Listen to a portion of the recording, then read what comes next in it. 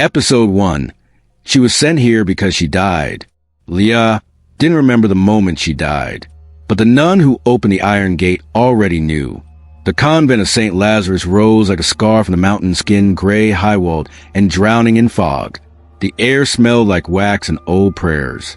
There were no bells, no birds, just the wind and the sound of women not quite breathing. She stepped off the transport van, clutching the worn Bible she never read. The driver didn't look back, didn't even wait for a thank you. The doors slammed shut behind her, and the van vanished into the forest, mist like it had never existed. She turned, and a voice, low and calm, wrapped in centuries, greeted her. "Welcome to Saint Lazarus, child." The woman was tall, veiled. Her hands were pale, bandaged at the knuckles. Her name was never offered. "You are here because you died, as we all did." I wanted to run. But where? This was the only place the church would send her now. After what she did, after what they said she saw. Inside, the halls were stone veins, cold, winding, flickering with candlelight. Each step echoed, not once, but twice, as if someone else walked just behind her, always one step out of reach. Her room was small. A wooden crucifix hung above the bed, but it faced the wall, not the room. The sheets smelled like rain that had fallen long ago. There was a small window, but outside there was nothing, not even sky. At dinner, the nun said nothing. They ate in complete silence.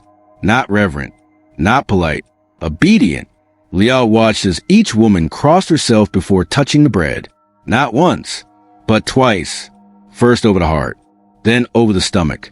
She mimicked the motion, but the sister across from her, thin, glass-eyed, shook her head and mouthed, "Not yet.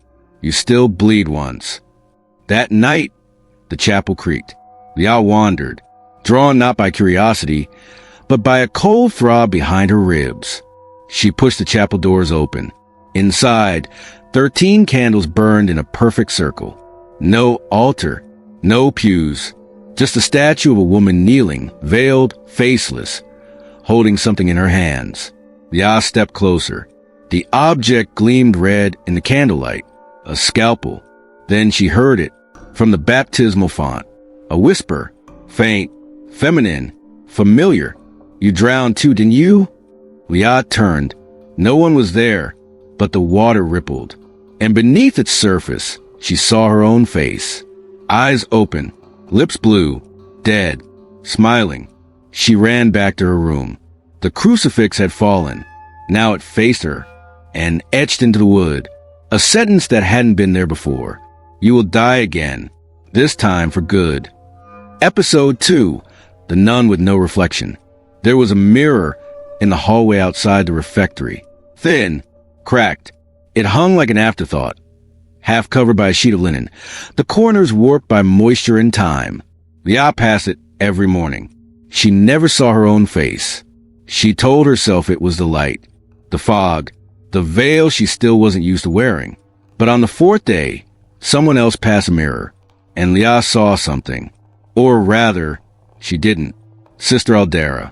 She was always the first to rise, the last to speak, if ever. Her habit was perfectly pressed. Her rosary rusted. She walked without making sound. And that morning, as she glided past the mirror, it remained empty. The glass didn't even flicker. It was as if light refused to admit her presence. At breakfast, Leah sat beside her. She tried to speak, but the air between them thickened, like a wall built from silence itself. Sister Aldera turned. Her eyes were gray, glassy, and too still. Leah blinked.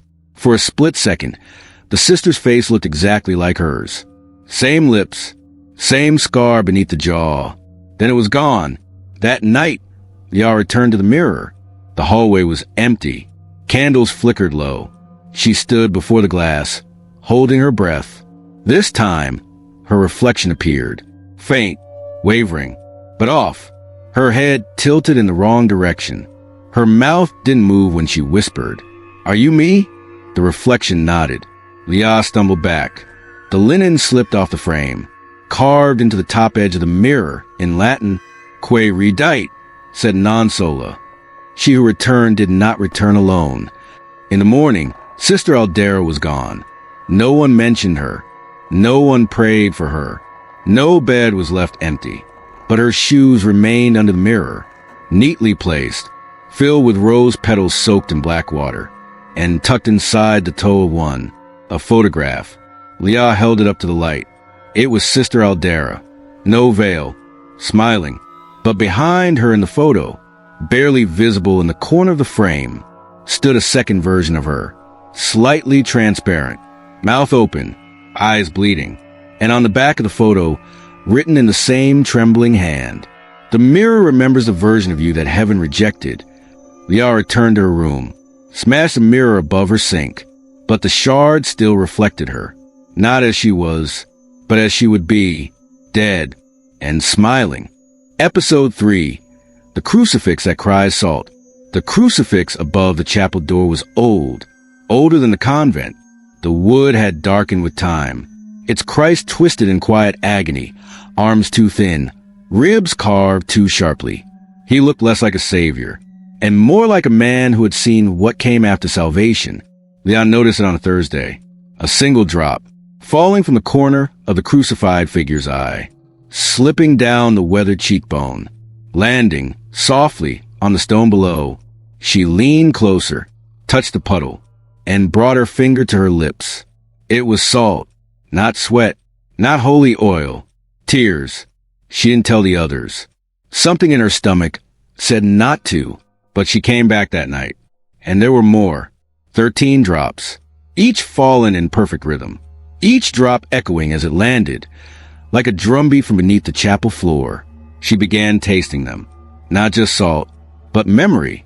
Every drop brought an image, a bathtub, her mother's scream, her own body slipping under the water, again, and then a face, not hers, but wearing her mouth, smiling as the water churned around her.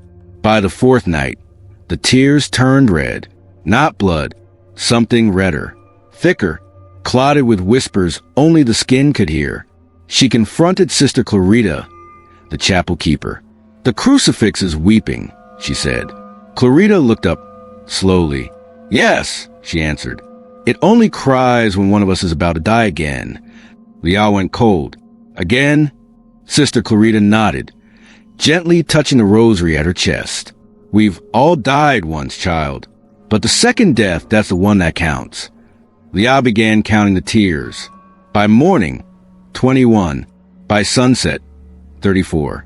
By midnight, 70. She asked Sister Ines, the eldest, what it meant. The woman whispered, "That many tears means something's not coming. It's already here." The next day, Leah opened her drawer. Inside, tucked between her prayer book and folded veil, a rosary soaked in salt.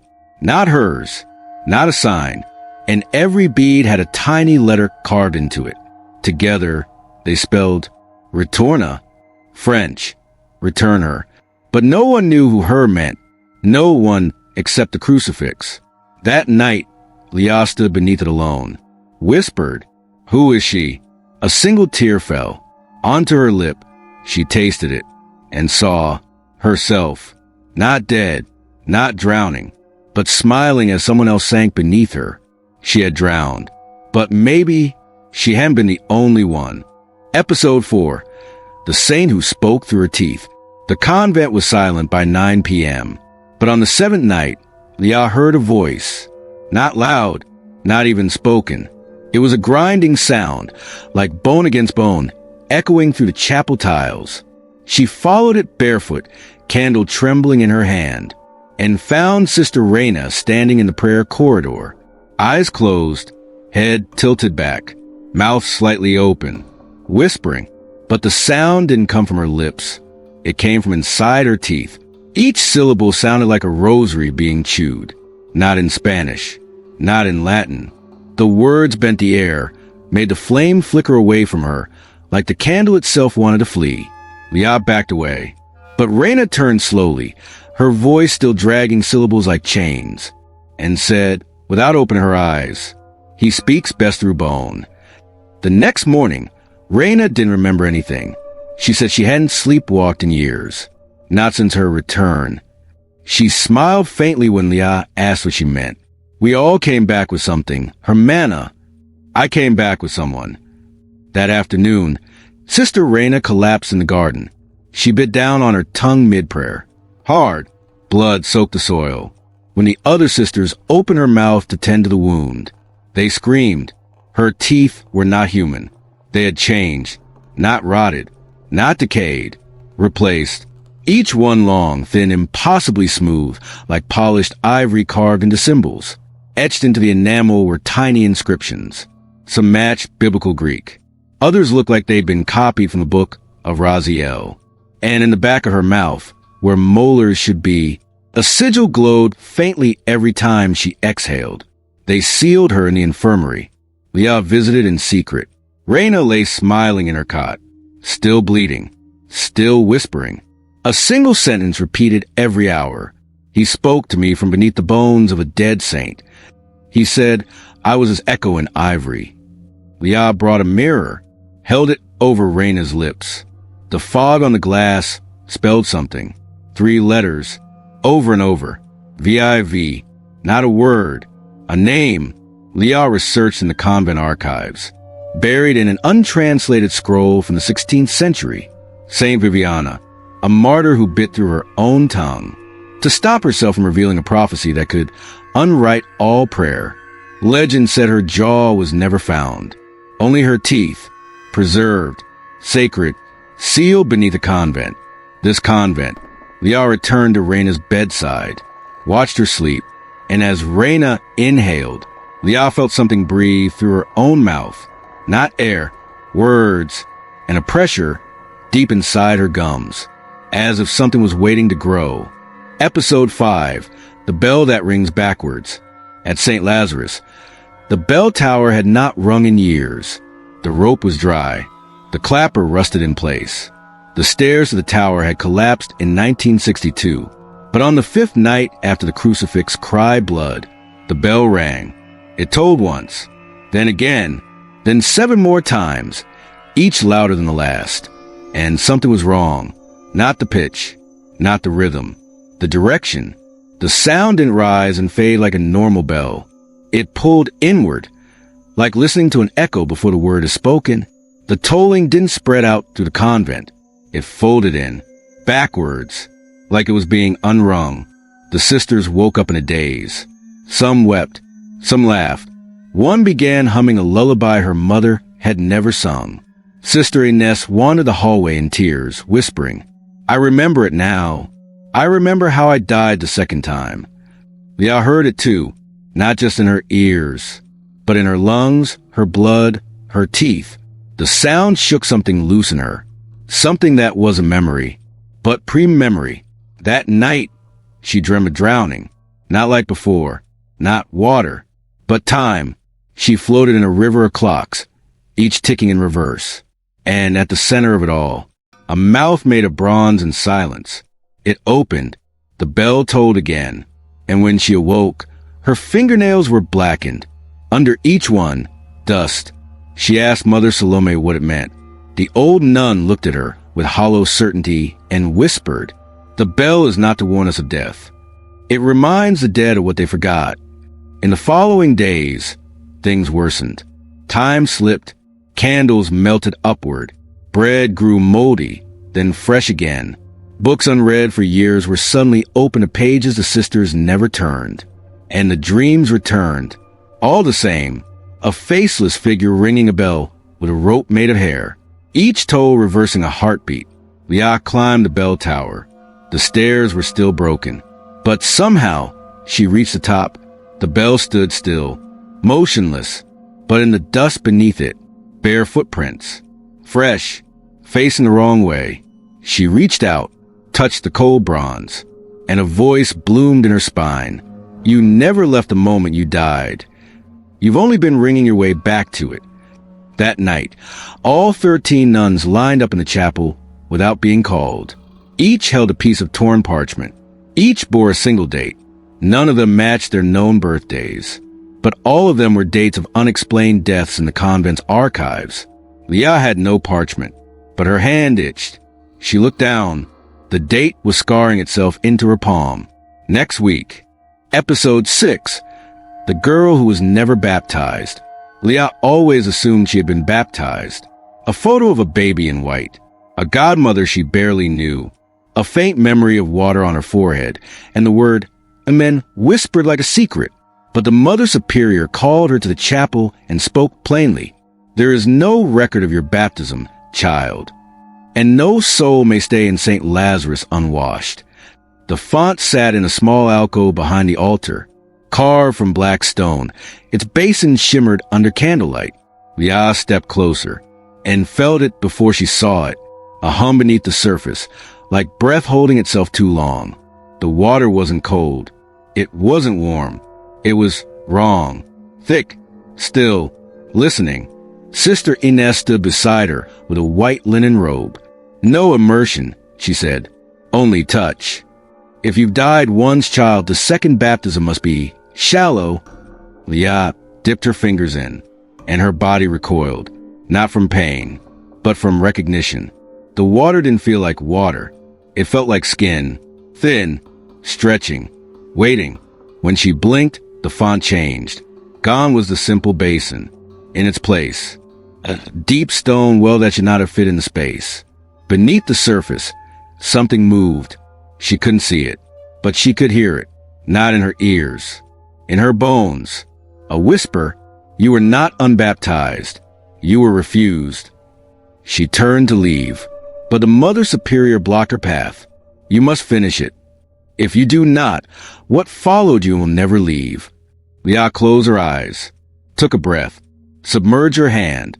The room vanished. She was standing in a river of black glass. The sky overhead was red, and surrounding her were hundreds of veiled women, mouths sewn shut, holding candles that dripped blood instead of wax. They chanted without sound, and behind them, rising from the water, her own face, drowned, smiling, speaking a name she had never heard, but belonged to her. She yanked her hand back. The font shattered. Water everywhere. Or was it water? The floor hissed. The nuns rushed in. The candles went out, and Leah collapsed. When she awoke, she was wrapped in a burial shroud. Not white, but gray, soft, damp, and in her palm, something clung to her skin like wet paper. She peeled it back. It was a baptismal certificate, signed in red ink. The name at the top wasn't hers, but the signature at the bottom was. And beside it, a handwritten note.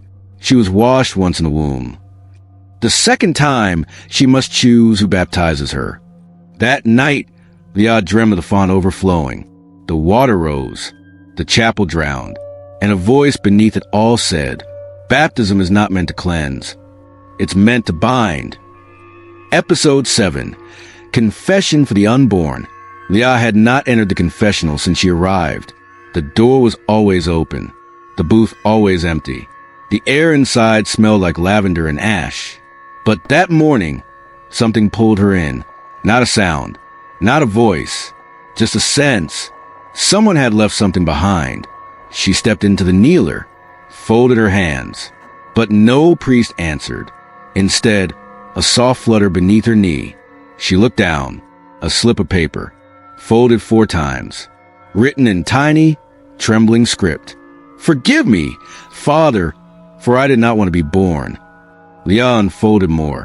1, then 3, then 20, tucked in the corners of pews, pressed beneath hymnals, hidden in the folds of veils, and between candles left to melt to bone, each one a confession, but none signed with a full name, only initials, or single letters, or worse, not applicable, never signed.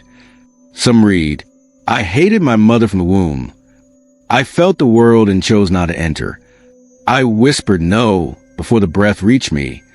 I saw what God had written for me, and I bled before I was formed. Leah brought the papers to the archivist, Sister Julieta.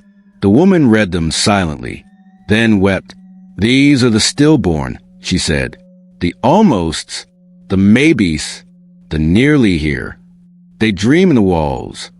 That night, The wind carried lullabies through the convent corridors. Soft, unfamiliar, sung in languages Leah had never heard, but somehow remembered. She followed the sound of the crypt below the chapel. The air was thick with incense and milk, and on the floor, chalk circles surrounded an old cradle, empty except for paper. Hundreds of pages, each glowing faintly, each pulsing like a heartbeat. She reached for one. It was warm. On it, a single line. I would have loved you, but I was afraid of what your hands would become. Leah clutched her stomach, felt nothing, felt everything, felt watched by eyes that had never opened. When she returned to her room, a note was pinned to her door. No handwriting, just embossed in the parchment, like pressure left by a breath. Some confessions are not for absolution. They are warnings. She turned, and in the mirror behind her, a child, not born, not whole, just waiting and whispering, "Do not confess what isn't yours to carry." Episode 8. They are not praying to be forgiven. The prayers always sounded strange at Saint Lazarus. Too slow, too low, too exact. Leah first noticed it during morning mass. The way the sisters whispered in perfect unison, never missing a word, never gasping for air, as if the prayer was praying them. One day, she stayed behind after the others left. The chapel emptied. The candles kept burning. And the echo of the final Amen kept going, not upward, down. Leah knelt by the altar, closed her eyes, listened, and heard scratching, faint, deep, from beneath the floor. That night, she returned with a lantern, pried open the cracked tiles at the far end of the chapel. Underneath, stone, older than the convent, carved with sigils that looked like prayers trying to bleed. A trapdoor, no lock, only an inscription. Quod sub terra orationem audit. What lies beneath hears the prayer. She opened it. The air that rose was not cold, not hot. It tasted like silence that had waited too long. Steps led downward, crude, uneven, and at the bottom, a chamber, circular, hewn from black stone, its walls lined with mouths, not carved, real, mummified, dozens of them, open wide, lips curled as if mid-prayer, and in the center, a pit, dark, deep, and from its depth, a breathing, slow, wet, hungry.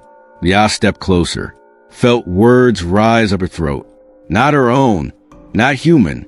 She bit her tongue to stop it.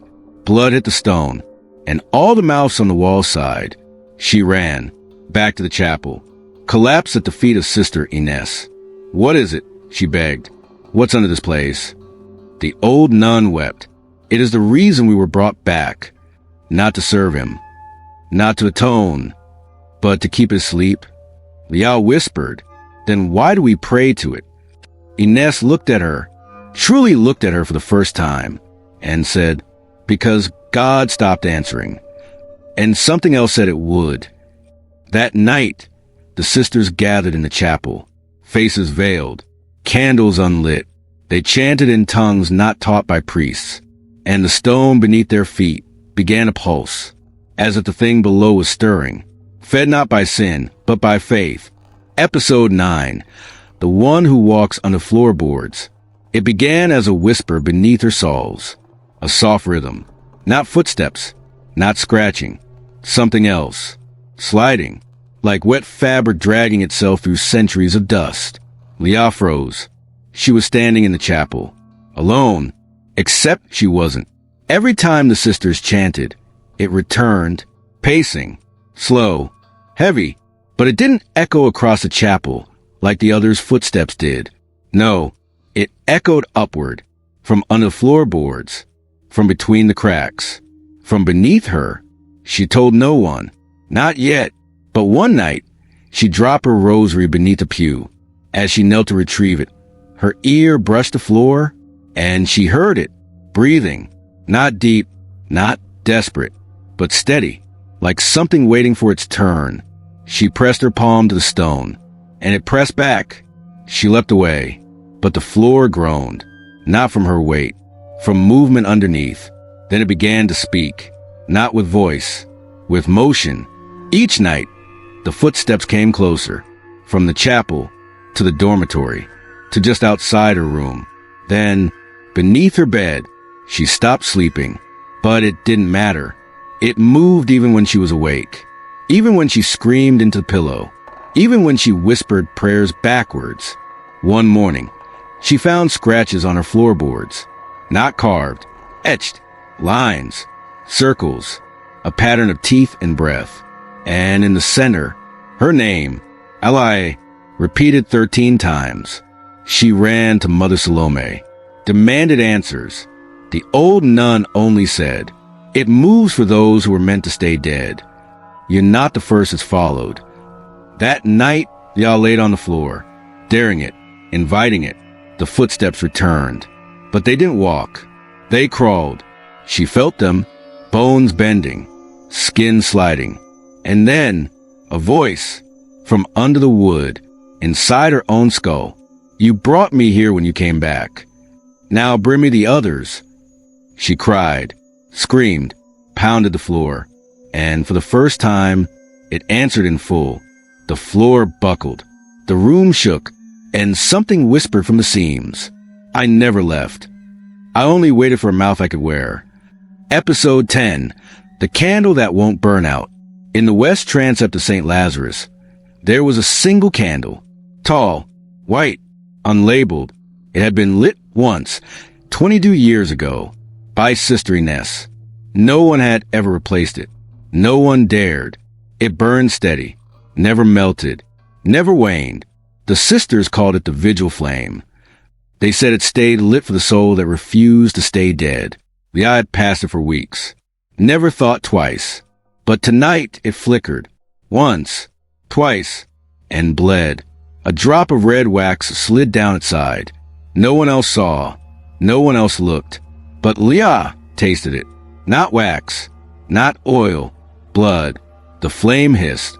Not in heat. In warning. And then it changed. Its light turned gold. Then black. Then pulsed like a heartbeat. That night, Leah returned after Compline. The candle still burned. But now it cast a shadow. Not her own. Something taller. Thinner. Moving in rhythm with the flicker. She stepped closer. The shadow didn't match the flame. It matched a figure kneeling behind her. But when she turned, no one was there. She stared into the flame, and it stared back. Not metaphor, not madness. An eye opened in the center of the wick, vertical, blinking, watching, and from its center, a shape, not human, not divine, but remembered, something she had seen once, in the womb, in the water, in the second between her first death and her return. The flame grew brighter. It began to speak through light. Symbols danced on the stone wall. Letters, faces, limbs. A shape slowly forming. Not with matter, but with illumination. And when the shape was complete, every candle in the convent went out, except one, the vigil flame. And in its glow, a figure now stood behind Leah. Tall, burning from within, mouth stitched shut with rosary wire. Hands cradling something that dripped, a child made of wax and teeth. She turned to flee, but the flame grew louder. Yes, louder. A frequency that made her bones tremble and her ears bleed. Words etched themselves into the air, letter by letter. I waited in the flame. You prayed to me every night and never knew my name. Leah covered her ears, fell to her knees. The flame pulsed once more. And from the eye inside it came a final command. Bring me a mouth. Bring me a soul who still remembers death. Then, darkness. The candle extinguished for the first time in 22 years. And in the cold, Leah felt something breathe out from the wick. Episode 11. The Virgin with her eyes sewn shut. The wall cracked behind the altar during storm season. Not from lightning. Not from water. From within, the plaster crumbled like stale bread, revealing a hollow space the sisters had never known was there. Leah found it first. A narrow opening, airless, smelling of roses dipped in dust and iron. Inside, wrapped in linen blackened with soot, A statue, marble, life-size, the Virgin Mary, but different, not gentle, not radiant, afraid. Her face was pale stone, mouth parted mid-breath, arms cradling no child, and her eyes were sewn shut. Thick red thread looped from brow to cheekbone, tight, pulled into marble as if it had grown there. Each stitch crusted, not paint, blood, old, still wet. The statue radiated something cold and watching, even without vision. Leah called Sister Ness. The old nun collapsed at the sight, whispered. She sealed her gaze so she would not witness the birth. Leah asked, "What birth?" No one answered. That night, the statue began to weep. Not tears, milk from the stitched eyes. Thick droplets formed, sliding down her cheeks and pooling at her bare feet. The next morning, 13 lilies bloomed around her base. Lilies that had not been planted. Lilies with petals shaped like tongues. The Mother Superior ordered the statue to be left untouched. She chose blindness for a reason. But Leah returned alone. She couldn't look away. She needed to see what she refused to. She reached out, hands trembling, pulled the thread. Each stitch came loose with a sound like flesh sighing. The final thread snapped, and the Virgin's eyes opened. They were not carved. They were real, human, wet, blinking, and they were filled with terror. Leah stepped back. The statue exhaled. Not air, not breath, but a word whispered directly into her mind. Too late. The walls groaned. Blood leaked from the eyes again, and the candles surrounding the chapel exploded inward, sparks tearing the silence open. The Virgin crumbled, not into dust, into ashes shaped like feathers. The next day, every mirror in the convent cracked diagonally. Every eye among the sisters turned red at dusk, and each of them, as if dreaming the same dream, whispered the same thing before sleep. She blinded herself because she saw what would come from us, not to protect us from the truth, but to protect the truth from us. Episode 12. This is not where God lives anymore. The Virgin was gone. Nothing remained of the statue but dust, and a hollow warmth in the air, as if something had just been born, but left before it could breathe. Leah stopped going to chapel, not in rebellion, in fear, because when she walked past it now, the building seemed to inhale, stone tightening, ceiling low and pulsing, as if the chapel itself were alive, or worse, becoming. Sister Ness found her in the garden that evening, hands in the dirt, mouth whispering names she'd never learned. "You're unraveling," the nun said softly. "Good. That means it's almost time."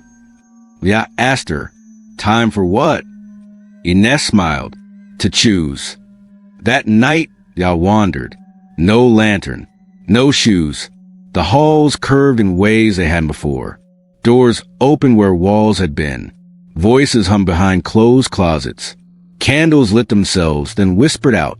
And at the end of a long, descending corridor, a door, one she had never seen, yet somehow had always known was there. Inside, a room, womb-shaped, circular, red stone walls, slick with moisture. No crucifix, only a pit, shallow, wide, lined with velvet, filled with ash.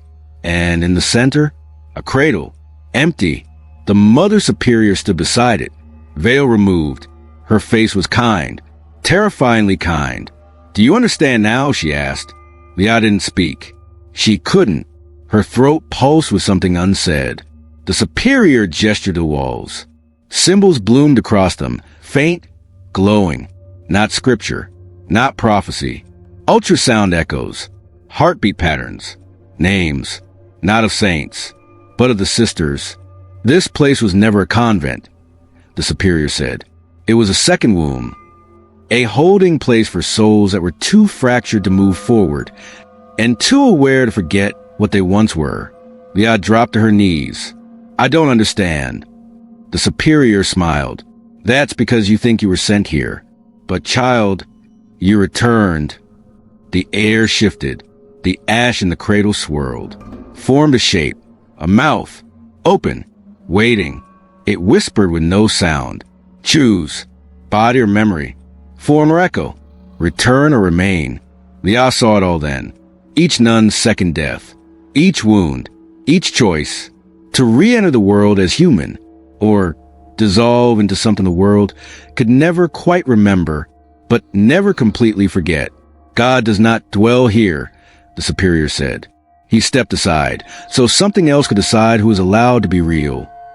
The walls wept, not tears, fluid, warm, sterile, amniotic, and Leah finally understood what had been growing beneath her skin.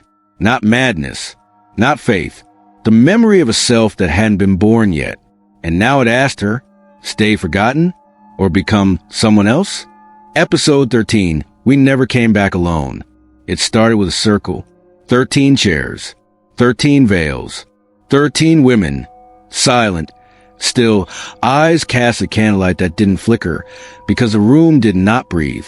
Leah sat in the center, not as a sister, as a witness. Sister Julieta spoke first. I drowned at 9. I woke up 3 hours later in the morgue. But the body I woke in was not mine. The fingers were longer. The scar on my hip was gone. And I could taste the dreams of someone else's mother. Sister Clarita followed. I bled out after childbirth. The doctors swore I was dead, but I came back. And for 7 years, my son never looked me in the eyes. When I asked him why, he said, because you brought someone else home. Sister Reina. I was hanged for blasphemy in 1914. My neck broke. I saw the stars fold inward. But when I gasped again, there was a name in my mouth I never knew. And when I said it aloud, mirrors cracked for years. Each woman spoke, each death stranger than the last. But the final sentence was always the same. When I returned, I was not alone. Something followed me. Something wore my breath until I forgot how to claim it. Then they turned to Leah, waiting, not demanding, inviting. She stood, shaking. I don't remember dying. The Mother Superior smiled. Because you were never meant to remember. You were meant to carry. Leah stepped forward. The floor beneath her hummed. Her skin felt too tight. Her voice not quite her own. Then the lights dimmed. Not from shadow. From presence. Something entered the room. Not seen, but known. Familiar. Like a childhood voice whispered through the walls of the womb. The candles snuffed out. One by one. Except the center. It burned higher. Hotter. Until the flame took shape. A silhouette. Her shape. But smiling wider. And blinking slower. And the women spoke together. One voice, 13 mouths. We were chosen to be the veils. You are chosen to become the flame. The silhouette stepped toward Leah, mouth closed, but her own lips began to part, and the first word that fell was not hers. It came from whatever had been climbing her spine since the day she drowned. Episode 14, the second wound.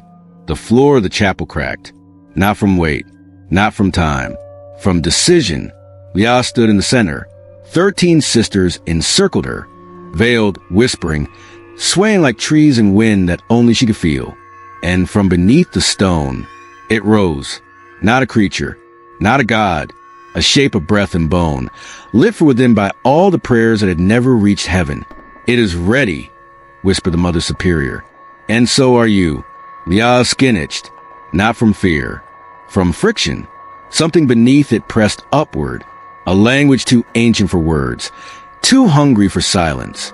Her mouth opened, and from it came light, but not warm, surgical, precise, a scalpel made of memory. It didn't slice flesh. It opened what had been sealed since her first death. She screamed, but no sound came, only a second voice, not louder, older. It spoke through her ribcage, through her shadow, through her spine. I was the promise inside the first breath. I was the name never given to her. I am the second wound, asterisk. Asterisk, the one you don't survive as yourself. The sisters fell to their knees. The chapel trembled, not collapsing, contracting. The ceiling descended like a closing womb. The walls pulsed. The air rippled like amniotic fluid. And Leah began to split, not die, split, as if her body had never been one thing to begin with, but two have sewn together, waiting for one to be brave enough to step forward. She saw herself across from herself, lips parted, eyes steady, one version full of life, one full of remembrance, and between them, the ash cradle from before, now glowing, now warm, now whispering, choose, be the child, or be the one who names her. Leah stepped toward the cradle, placed her hands into it, felt the first wound bloom across her chest, the one that made her human, felt the second tear down her back, the one that would make her more. She wept, she laughed, she breathed, and as the chapel shattered into light, she was born, not again, for the first time. They found no body, only wax, melted in the shape of a tongue, and one note scratched onto the chapel wall in ash. She chose not to speak again, because now the world will speak her,